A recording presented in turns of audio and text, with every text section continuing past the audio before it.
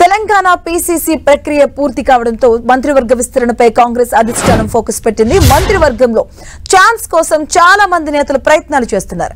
ప్రస్తుతం మంత్రివర్గంలో 6 బెర్తులు ఖాళీగా ఉండగా దాదాపు డజన్ మంది నేతలు పోటీ పడుతున్నారు. ప్రస్తుతం 4 స్థానాలను మాత్రమే కాంగ్రెస్ అధిష్టానం భర్తీ చేసే యోచనలో ఉంది. సామాజిక సమీకరణాల ఆధారంగా మంత్రివర్గాన్ని భర్తీ చేసే ఛాన్స్ కనిపిస్తుంది. మంత్రివర్గంలో ఛాన్స్ కోసం కోమటిరెడ్డి రాజగోపాల్ రెడ్డి, ప్రేమ్ సాగర్ రావు, గడ్డం వివేక్, సుదర్శన్ రెడ్డి, ఆది శ్రీనివాస్, బీర్లు ఐలయ్య, బాలు నాయక్, మల్రెడ్డి రంగారెడ్డి, టి రామ్మోహన్ రెడ్డి, శ్రీహరి ముదిరాజ్, నీలం మధు ముదిరాజ్ తదితరులు ఆశతో ఉన్నారు.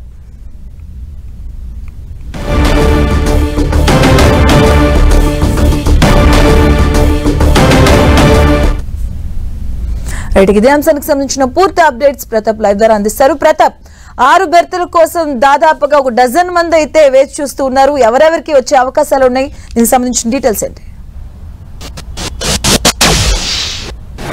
ప్రజెంట్ అయితే పీసీసీ చీఫ్ అంశం అయితే కొలిక్కి వచ్చి ఆ బాధ్యతలు కూడా తీసుకున్నారు కాబట్టి మహేష్ కుమార్ గౌడ్ బాధ్యతలు తీసుకున్న నేపథ్యంలో పీసీసీ చీఫ్ అంశం బీసీ వర్గానికి సంబంధించిన వ్యక్తికి వరం దక్కిందని చెప్పుకోవచ్చు. మొత్తం మీద దీనికి సంబంధించి నెక్స్ట్ పీసీసీ అంశం అనేది మంత్రివర్గ విస్తరణకు కూడా డిపెండ్ అయ్యి ఉన్న పరిస్థితి అయితే కనబడతా ఉంది. ఈ అంశానికి సంబంధించి పీసీసీ అంశం తేలడంతో ఇక మంత్రివర్గ విస్తరణ పైన కాంగ్రెస్ పార్టీ అధిష్టానం పూర్తి స్థాయిలో ఫోకస్ పెట్టిందని చెప్పుకోవచ్చు. దాదాపుగా ప్రజెంట్ మంత్రివర్గ విస్తరణలో దాదాపు 6 బెర్తులు అయితే ఖాళీగా ఉన్నాయి. ఈ 6ట్లో ప్రజెంట్ 4 మాత్రమే ఫుల్ఫిల్ చేయాలి, ఇంకా 2 అట్లే ఖాళీగా ఉంచాలి అని కూడా ఒక ఆలోచన చేసింది. ఎందుకంటే కాంగ్రెస్ పార్టీలో ఆశావాహుల జాబితా చాలా ఎక్కువగా ఉంటుంది కాబట్టి ప్రజెంట్ ఒక 4 మాత్రమే భర్తీ చేసి మిగతా 2టిని అట్లా పెండింగ్లో ఉంచి మిగతా ఫర్దర్గా రాజకీయ ఈక్వేషన్స్, పొలిటికల్ ఈక్వేషన్స్ను బట్టి దాన్ని దృష్టిలో పెట్టుకొని కూడా భర్తీ చేయాలని ఒక ఆలోచన అయితే చేస్తూ ఉంది అని చెప్పుకోవచ్చు. అందులో భాగంగానే ప్రజెంట్ ఈ 4 బెర్తులకు సంబంధించి కూడా అనేక సమీకరణాలను, సామాజిక సమీకరణాలను దృష్టిలో పెట్టుకొని ముందుకు వెళ్ళాలని ఒక ఆలోచన చేస్తుంది. దీనికి సంబంధించి ఇప్పటికే ఢిల్లీ హస్తినా వేదికకు కూడా చాలా వరకు సమావేశాలు జరిగాయి. దీనికి సంబంధించి కూడా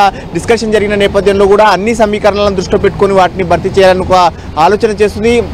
అయితే ప్రజెంట్ అయితే చూసినట్లయితే కనుక 4 ఉమ్మడి జిల్లాలకు కూడా ప్రాతినిధ్యం లేదు. ఆ 4 జిల్లాలకు సంబంధించిన నేతలంతా కూడా తమకు ప్రాతినిధ్యం కల్పించాలని కూడా పట్టుబడుతున్న పరిస్థితి అయితే కనబడతా ఉంది. అందులో భాగంగానే ఉమ్మడి ఆదిలాబాద్ కానీ, ఉమ్మడి నిజామాబాద్, రంగారెడ్డి, హైదరాబాద్ ఈ 4 జిల్లాలకు సంబంధించిన ప్రాతినిధ్యం లేదు కాబట్టి ఈ 4 జిల్లాలకు సంబంధించి నుంచి కూడా నేతలు తమకు అవకాశం కల్పించాలని డిమాండ్ చేస్తున్నారు. అయితే ప్రధానంగా చూసినట్లయితే కనుక ఆదిలాబాద్ జిల్లా నుంచి కూడా అక్కడ పోటీ అయితే ఎక్కువగా ఉందని చెప్పుకోవచ్చు. అక్కడ నుంచి కూడా ప్రేమ్ సాగర్ రావు కానీ, గడ్డం వివేక్ ఇద్దరు కూడా మంత్రివర్గంలో ఛాన్స్ కోసం అయితే తమ ప్రయత్నాలు అయితే చేస్తూ ఉన్నారు.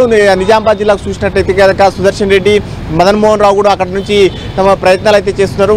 ఛాన్స్ కోసం ట్రై చేస్తున్న పరిస్థితి అయితే కనబడతా ఉంది. మరోవైపు విప్పులుగా ఉన్న బీర్ల ఐలయ్య, ఆది శ్రీనివాస్ వీరు కూడా తమకు ప్రమోషన్లో భాగంగా తమకు కూడా అవకాశం ఛాన్స్ కోసం కావాలని కూడా కోరుతున్న పరిస్థితి అయితే కనబడతా ఉంది. అయితే ఇక్కడ ఆది శ్రీనివాస్ అయితే మున్నూరు కాపు సామాజిక వర్గం కాబట్టి ప్రజెంట్ తెలంగాణలో మున్నూరు కాపు సామాజిక వర్గం కూడా చాలా బలమైన సామాజిక వర్గం కాబట్టి తమకు అవకాశం కల్పించాలని కోరుతున్నారు. అదేవిధంగా యాదవ్ సామాజిక వర్గం నుంచి, కురువా యాదవ్ సామాజిక వర్గం నుంచి కూడా మొట్టమొదటిసారిగా ఇప్పటివరకు కూడా క్యాబినెట్లో, తెలంగాణ క్యాబినెట్లో ప్రస్తుతం ఛాన్స్ లేదు, ఇంకా ఇప్పటివరకు దక్కలేదు కాబట్టి బీర్ల ఐలయ్య తనకు అవకాశం కల్పించాలని కోరుతున్నారు. మరోవైపు గతంలో తనకు అష్యూరెన్స్ ఇచ్చారు కాబట్టి కోమటిరెడ్డి రాజగోపాల్ రెడ్డి తనకు కూడా మంత్రివర్గంలో ఛాన్స్ కావాలని కూడా కోరుతున్న పరిస్థితి అయితే ఉంది. ఎందుకంటే ఆయనకు గతంలో బీజేపీ నుంచి కాంగ్రెస్ పార్టీలోకి వచ్చిన సందర్భంగా కానీ ఆ తర్వాత భువనగిరి పార్లమెంటు సందర్భంగా కూడా ఆయనకు ఇన్ఛార్జ్ బాధ్యతలు ఇచ్చి ఖచ్చితంగా కనుక ఆ భువనగిరి పార్లమెంటు స్థానాన్ని గెలిపించుకొచ్చినట్లయితే కనుక మంత్రివర్గంలో ఛాన్స్ కల్పిస్తామంటూ కూడా ఢిల్లీ పెద్దలు అష్యూరెన్స్ ఇచ్చారు కాబట్టి ముఖ్యంగా రాహుల్ గాంధీ అష్యూరెన్స్ ఇచ్చారని కూడా ఒక పార్టీలో చర్చ జరుగుతుంది. అందులో భాగంగానే ఆయన కూడా పట్టుబడుతున్నారు. మరోవైపు ఎస్టీ సామాజిక వర్గం, ముఖ్యంగా ఓన్లీ ఆదివాసీ సామాజిక వర్గం నుంచి సీతక్క ఉంది కానీ లంబడి సామాజిక వర్గం నుంచి ఎవరికి లేరు కాబట్టి లంబడి సామాజిక వర్గం నుంచి ఎవరికైనా ఒకరికి ఛాన్స్ కల్పించాలని కూడా ఆ సామాజిక వర్గం నేతలు కూడా డిమాండ్ చేస్తున్న పరిస్థితి. అందులో భాగంగానే దేవరకొండ ఎమ్మెల్యే బాలు నాయక్ కూడా తనకు ఛాన్స్ కోసం చూడాలని కూడా ఇప్పటికే అధిష్టానం దృష్టికి కూడా తీసుకెళ్లారు. సో ఈ నేపథ్యంలో మొత్తం మీద వీటితో పాటు రంగారెడ్డి, హైదరాబాద్ జిల్లాల నుంచి, ముఖ్యంగా గ్రేటర్ పరిధి నుంచి కూడా ఎవరు లేరు కాబట్టి రంగారెడ్డి, హైదరాబాద్ జిల్లాల నుంచి గెలిచిన ఎమ్మెల్యేలు చాలా తక్కువగా ఉన్నారు. కాంగ్రెస్ పార్టీ నుంచి గెలిచిన వాళ్ళు అందులో భాగంగా ఇబ్రహీంపట్నం ఎమ్మెల్యే మల్రెడ్డి రంగారెడ్డి తనకు సీనియర్ ఎమ్మెల్యే కాబట్టి తనకు ఛాన్స్ కల్పించాలని కూడా కోరుతున్నారు. అతనితో పాటు పరిగి ఎమ్మెల్యే టి రామ్మోహన్ రెడ్డి కూడా తనకు కూడా ఛాన్స్ కల్పించాలని కూడా కోరుతున్న పరిస్థితి ఉంది. ఈ పరిస్థితుల నేపథ్యంలో ఇద్దరిలో ఎవరికొకరికి ఛాన్స్ దక్కే అవకాశాలు ఉన్నట్టు కూడా కాంగ్రెస్ పార్టీలో ఒక చర్చ జరుగుతుంది. ఇంకా గ్రేటర్ హైదరాబాద్ సంబంధించి చూసినట్లయితే హైదరాబాద్ నుంచి కేవలం కంటోన్మెంట్ ఎమ్మెల్యే ఒకరు మాత్రమే ఉన్నారు. ఆ తర్వాత కాంగ్రెస్ పార్టీలోకి జాయిన్ అయిన ఖైరతాబాద్ ఎమ్మెల్యే దానం నాగేందర్ ఉన్నారు.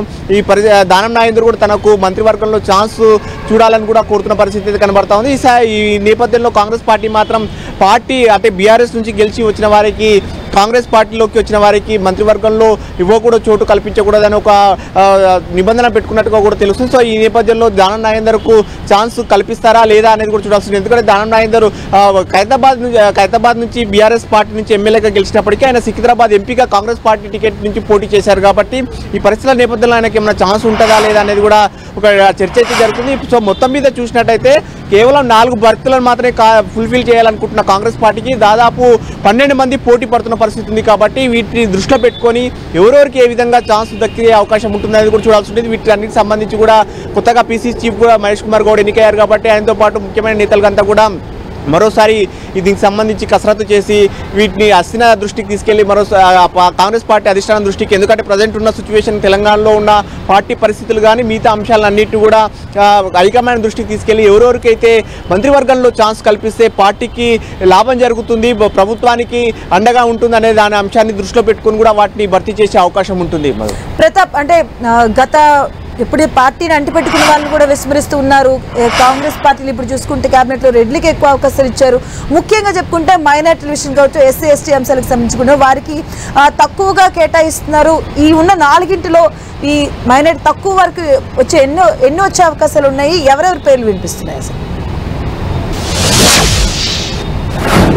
ఇప్పుడు వాస్తవానికి చూసినట్టయితే ఇప్పుడు క్యాబినెట్లో మైనార్టీలకు ఛాన్స్ దక్కలేదు. ఎందుకంటే కాంగ్రెస్ పార్టీ నుంచి ఎవరు కూడా ముస్లిం మైనార్టీలు ఎవరు గెలుపొందలేదు. కాబట్టి ఆ దృష్టిలో ఇప్పటివరకు ఛాన్స్ దక్కలేదని చెప్పుకోవచ్చు. సో ఇప్పుడున్న పరిస్థితుల నేపథ్యంలో గవర్నర్ కోటాలో అమీర్ అలీ ఖాన్ను ఛాన్స్ దక్కింది. కాబట్టి మండలి పెద్దల సభకు ఆయన ఎంపిక చేశారు. కాబట్టి గవర్నర్ కోటాలో ఎన్నికైన అమీర్ అలీ ఖాన్కి ఛాన్స్ దక్కే అవకాశం ఉన్నట్టుగా కూడా ఒక చర్చ జరుగుతుంది. అమీర్ అలీ ఖాన్కి మైనార్టీ కోటాలో ఛాన్స్ దక్కే అవకాశాలకు సంబంధించి కూడా డిస్కషన్ అయితే జరుగుతుంది. సో మొత్తం మీద ఒకవేళ పార్టీ అధిష్టానం కనుక మైనార్టీలకు ఖచ్చితంగా ఈసారి ఛాన్స్ ఇవ్వాలని కూడా ఒక ఆలోచన చేసినట్లయితే అమీర్ అలీ ఖాన్కి ఛాన్స్ దక్కే అవకాశం ఉంది. సో ఇప్పుడు ఉన్న సిచ్యువేషన్లో 6 4 మాత్రమే భర్తీ ఫుల్ఫిల్ చేస్తున్నారు. కాబట్టి ఇంకా 2 ఛాన్స్ ఉంటాయి. కాబట్టి ఆ 2 తర్వాత ఎవరికైనా కనుక ముందు కనుక కాంగ్రెస్ పార్టీ నుంచి ఎవరైనా కనుక మండలి కనుక ఎన్నికైనట్లయితే వారికి ఛాన్స్ దక్కే అవకాశాలు ఉన్నట్టు కూడా ఒక చర్చ జరుగుతుంది. వీటితో పాటు ఎస్టీ సామాజిక వర్గం నుంచి కూడా ఇప్పటికీ ఆదివాసీల నుంచి సీతక్క ఉంది. కాబట్టి లంబడి సామాజిక వర్గం నుంచి తమకు కూడా అవకాశం కల్పించాలని చెప్పేసి లంబడి సామాజిక వర్గానికి సంబంధించిన ఎమ్మెల్యేలు కూడా కోరుతున్నారు. అయితే వీటిని దృష్టిలో పెట్టుకొని ఒకవేళ మంత్రివర్గంలో ఛాన్స్ కల్పిస్తారా లేదంటే కనుక డిప్యూటీ స్పీకర్ ఇచ్చే అవకాశాలు కూడా ఒక చర్చ అయితే జరుగుతుంది. దేవరకొండ ఎమ్మెల్యేగా ఉన్న బాలునాయక్ ఒకవేళ మంత్రివర్గంలో ఆయనకు ఛాన్స్ దక్కకపోయినట్లయితే డిప్యూటీ స్పీకర్ని ఇవ్వాలని కూడా ఒక ఆలోచన చేస్తున్నారు. ఈ పరిస్థితుల నేపథ్యంలో ఒక ఎస్టీలకు అక్కడ అకామిడేట్ చేయాలని కూడా ఆలోచన చేస్తుంది. సో మొత్తం మీద కాంగ్రెస్ పార్టీ అన్ని సామాజిక వర్గాలను కలుపుకొని ముందుకెళ్లాలని ఒక ఆలోచన చేస్తుంది. అందులో దృష్టిలో పెట్టుకొని బీసీ ఎస్సీ ఎస్టీలకు కూడా ఈసారి ఛాన్స్ ఇవ్వాలని కూడా ఒక ఆలోచన చేస్తే అందులో భాగంగానే ఆయా నేతలంతా కూడా తమకు అవకాశాలు దక్కాల అంటే వారు కూడా కోరుతున్న పరిస్థితి ఉంది. కాబట్టి వాటిని దృష్టిలో పెట్టుకొని ఎవరికి ఇస్తే బాగుంటుంది, ఏ జిల్లాల నుంచి సమీకరణాల నుంచి కాంగ్రెస్ పార్టీకి అడ్వాంటేజ్ ఉంటుంది, ప్రజెంట్ వాటికి సంబంధించి అకామిడేషన్ ఎక్కడెక్కడ ఏ జిల్లాల నుంచి జరగలేదో వాటిని దృష్టిలో పెట్టుకొని కూడా వాటిని భర్తీ చేసే అవకాశం ఉంటుంది. Thank you Pratap.